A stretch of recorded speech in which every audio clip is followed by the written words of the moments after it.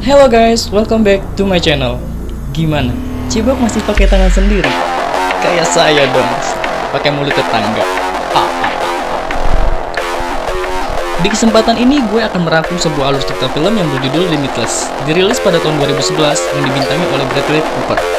Di mana film ini menceritakan tentang sebuah dampak efek dari pil, dan pil tersebut mampu membuat hidup seseorang jauh lebih baik dari sebelumnya. Tetapi resiko dari pil tersebut bisa berdampak penyakit seperti asam urat, encok, pegel linu, korengan, bahkan sampai yang merenggut nyawa. Dan kalau kalian gak percaya guys sama aku,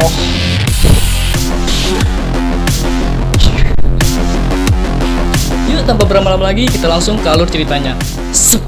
Bats dulu. Ya Allah, tukang bakso guys.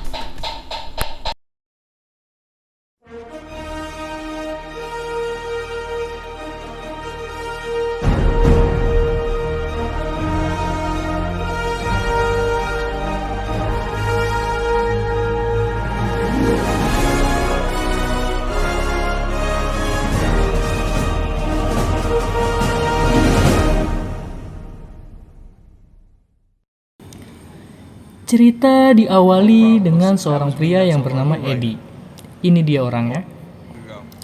Dia hanyalah seorang pengangguran yang bercita-cita karya tulisannya dapat diakui banyak orang.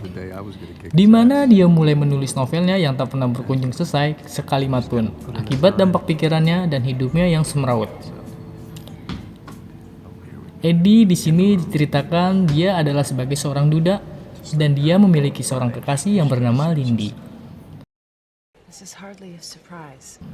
Yang baru aja mutusin Eddie lantaran karirnya dan hidupnya yang tidak jelas itu. Sampai seketika dia bertemu dengan mantan saudara iparnya yang bernama Vernon.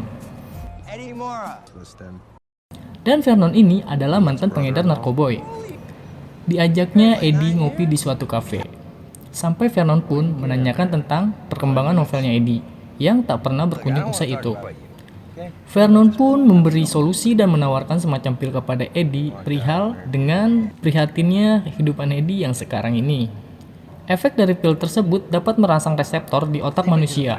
Itu artinya pil tersebut mampu mengakses semua kapasitas menjadi 100%. Simpelnya efek pil tersebut membuat manusia lebih cerdas. Awalnya Eddie menolak, tapi dengan rasa penasarannya Eddie, seketika dia minum di tengah perjalanannya ia pulang. Sesampai dia di kosannya, kebetulan dia bertemu langsung dengan pemilik kos yang berniat akan menagih utang sewa kosannya lantaran dia sudah menunggak sejak lama.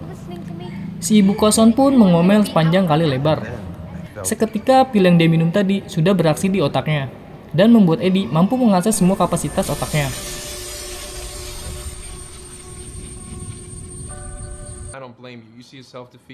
Dengan dia yang mulai lihai berbicara dan mampu mengetahui apa saja yang orang lain masalahkan dengan hidupnya.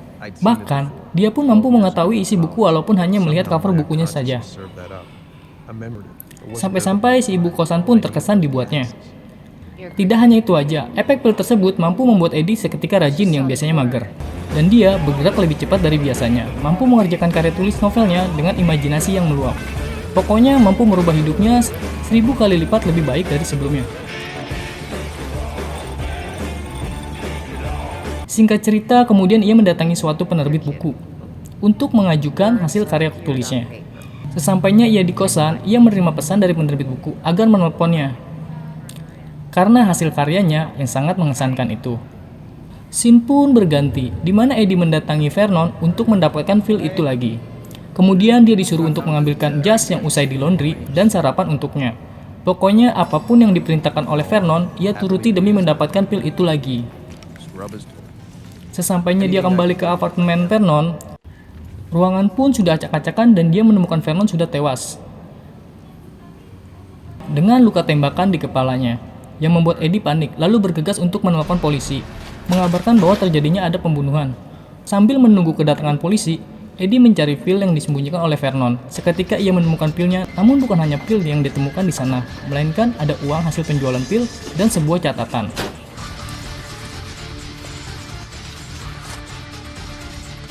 Dibawalah Eddie oleh polisi untuk diinterogasi dan diteleponnya oleh mantan istri yang bernama Melissa.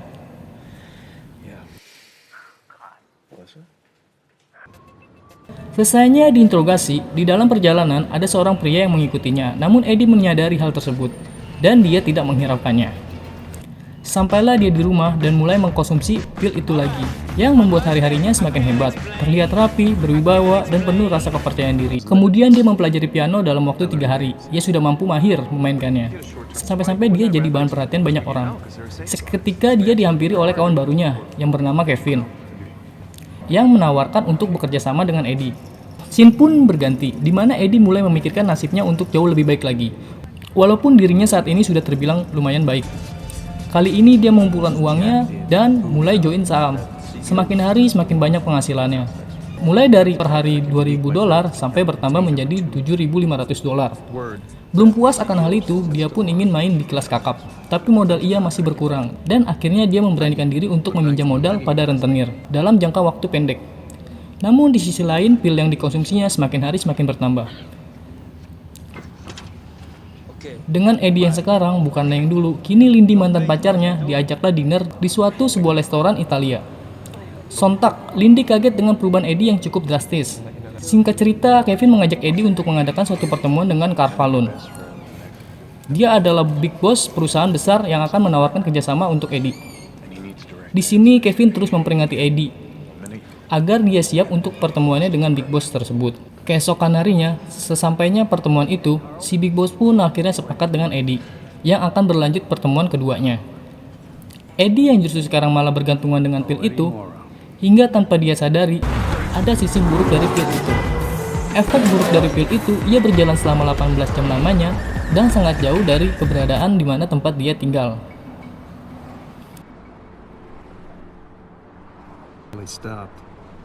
I couldn't account for the last 18.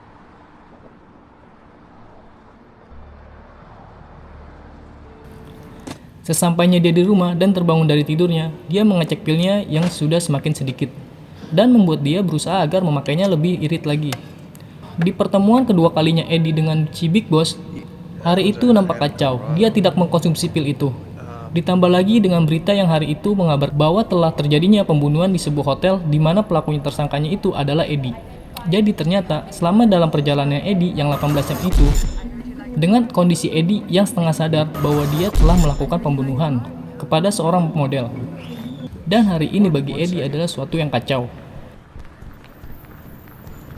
Seketika mantan istri Eddie yang bernama Melissa mengirim sebuah pesan. Dia menanyakan tentang pil yang dikasih Vernon, dan dia memberitahunya kalau pil itu sangat berbahaya. Efek yang tidak pernah Eddie ketahui selama dia mengkonsumsinya. Eddie akhirnya mengajak mantan istrinya untuk bertemu dalam jangka waktu beberapa hari ke depannya. Kemudian Eddie membuka catatan yang waktu itu dia temukan beserta pil dan uang tersebut. Di situ terdapat nomor HP dan nama customer Vernon. Satu persatu dia hubungi nomor di catatan. Dan alhasil, kontak nomor yang ada di catatan itu sedang mengalami sakit parah akibat efek tersebut. Bahkan 3 orang sudah meninggal dunia. Sampai seketika dia hubungi lagi kontak yang lainnya. Dan kebetulan, customer Vernon itu tepat di belakangnya Eddie.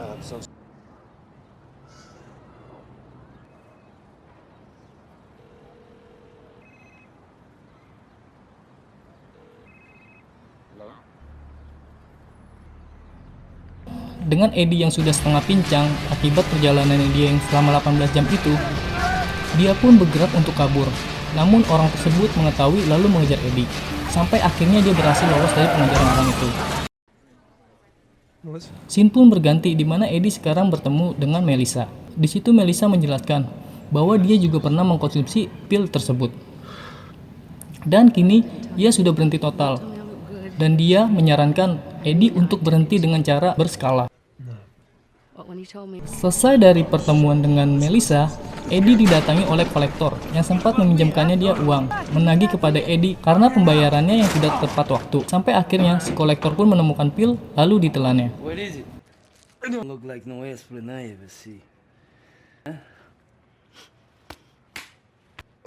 Seling beberapa waktu kemudian, dia datang lagi menemui Eddie. Meskipun perjanjian dan hutangnya sudah dilunasi, namun bukan itu permasalahannya, melainkan dia hanya untuk meminta pil itu lagi kepada Eddie. Atau Eddie akan mati di tangannya.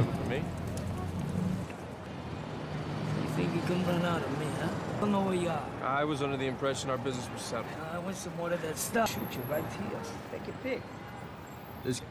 A few pills were More than 15 Sampai-sampai Eddie menyewa bodyguard untuk memberi perlindungan kepada dirinya. Scene pun berganti, di mana Eddie meminta maaf kepada Big Boss-nya dan mencoba mengklarifikasi atas kejadian waktu pertemuan kedua kalinya. Dan si Big Boss pun memberi toleransi dan kesempatan Eddie untuk bergabung di perusahaannya. Berjalan waktu 2 bulan, dan kini Eddie sudah menjadi maklar di perusahaan tersebut. Pokoknya sudah mantap dah dengan karir dia yang dimiliki. Sampai dia mampu menyewa seorang peneliti obat-obatan yang mampu menganalisa pil tersebut. Dengan tujuan, Eddie ingin menciptakan dan memproduksi pil itu, agar tidak akan pernah kehabisan pil itu lagi.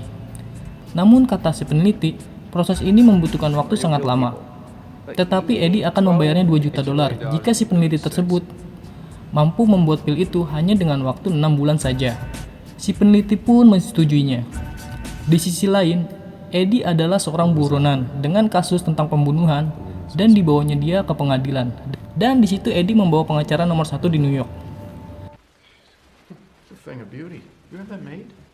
Seusai pemeriksaan di pengadilan, Eddie menghadiri sebuah pertemuan besar antara perusahaan Big Boss-nya dan pesaingnya, yaitu Hank Hatwood, dengan bertujuan dari kedua perusahaan itu menjalin kerjasama. The governmental bribe system is itself corrupt about its inner workings, like anything can be bought. Selesai dari pertemuan itu, Eddie dihadiahkan oleh Big Boss-nya sebuah apartemen yang berlapis baja.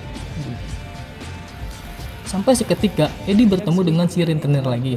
Dan kali ini, ia meminta pil itu dengan jumlah yang lumayan banyak kepada Eddie. Dan mengancam Eddie untuk membocorkan kasus perihal kejadian pembunuhan yang di hotel. Scene pun berganti, di mana Eddie dan Big Boss-nya menunggu kedatangan Hank Hatwood untuk menandatangani persetujuan kontrak kerjasamanya. Kedatangannya Hank Hatwood diwakili oleh sang istri, karena lantaran Hank Hatwood yang pagi ini telah dibawa ke rumah sakit, dan kontrak pun akan ditunda sampai Hank pulih. Betapa terkejutnya Eddie ketika melihat anak buahnya Hank adalah orang yang waktu itu mengejar Eddie. Kita bisa simpulkan ya, di sini bahwa Hank adalah pengguna pil itu, sama seperti Eddie. Dan pria itu ditugaskan oleh Hank untuk mengambil pil dari Eddie. Dan Hank sakit akibat dia kehabisan stok pilnya. Beruntung Eddie yang masih mempunyai stok pil yang berada di kantong jasnya, dan kemanapun dia pergi, pil itu selalu dibawa. Tapi kali ini, pil itu justru hilang. Tidak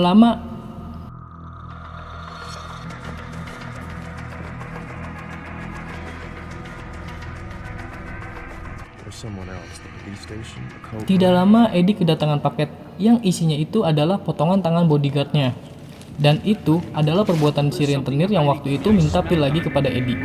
Bergegaslah ia untuk kembali ke apartemennya, di mana kali ini dengan keadaan Eddie yang sekarat lantaran stok pilnya hilang dan dia belum mengkonsumsinya lagi. Betapa terkejutnya dia pas melihat acara di TV. Pengacara yang pernah disewanya adalah salah satu orang dari Hank. Sehingga Eddie flashback dengan kejadian dia di pengadilan. Sewaktu jaketnya dibuka oleh sang pengacara, dan disitulah jaketnya Eddie ditukar dengan si pengacara tersebut. Tidak lama, si rentenir dan kelompoknya sudah sampai di depan apartemennya. Eddie yang sudah kepalang parno memutuskan untuk mengakhiri hidupnya. Tapi seketika dia ingat di mana dia menyisikan satu pil. Dengan parnonya Eddie secara bersamaan dengan si rentenir itu yang bisa masuk, Eddie malah menjatuhkan pil itu yang kemudian masuk ke ventilasi. Tanpa berlama-lama, Eddie pun dibuatnya tersungkur dan dia ditanyakan di mana dia menyembunyikan pil tersebut. Dengan kesempatan si rentenir itu meleng, dengan cepat Eddie menusuk dia hingga tewas.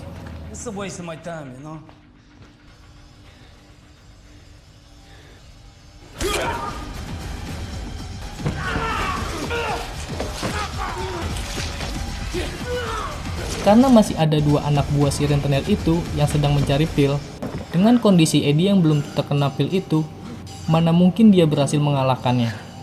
Sampai seketika dia pun meminum darah yang mengalir akibat pisau yang ditusukkan ke si rentenir.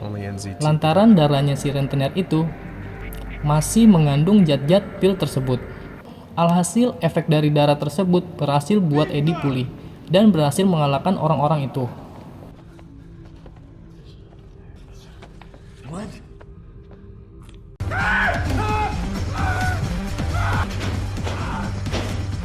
Di lain sisi ternyata Hank sudah meninggal.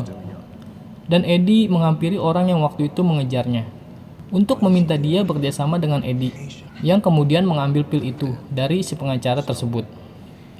I mean, if my attorney, why was the Pony Express supposed to ride in, Mr. Ad?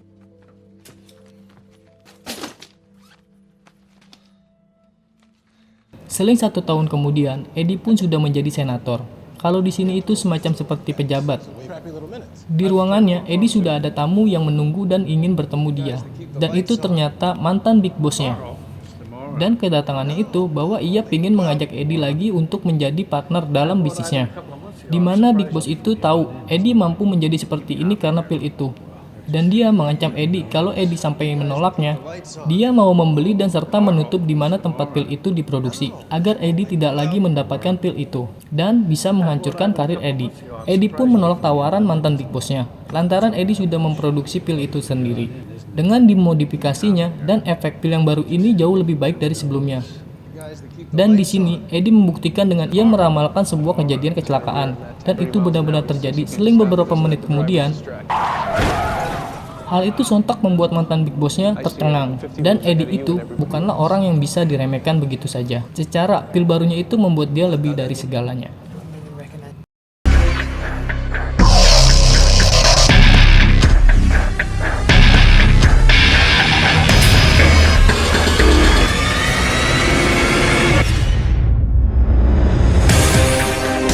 Pesan dan kesan yang kita bisa ambil dari film tersebut adalah janganlah kamu menyia-nyiakan seorang atau bahkan meninggalkan seseorang dengan sisi gelapnya. Ketika seseorang itu sudah menjadi berhasil, disitulah kamu tahu kelebihannya. Oke, itu aja film yang bisa gue sampaikan hari ini. Makasih, gue R pamit undur diri dan see you next video. Thank you.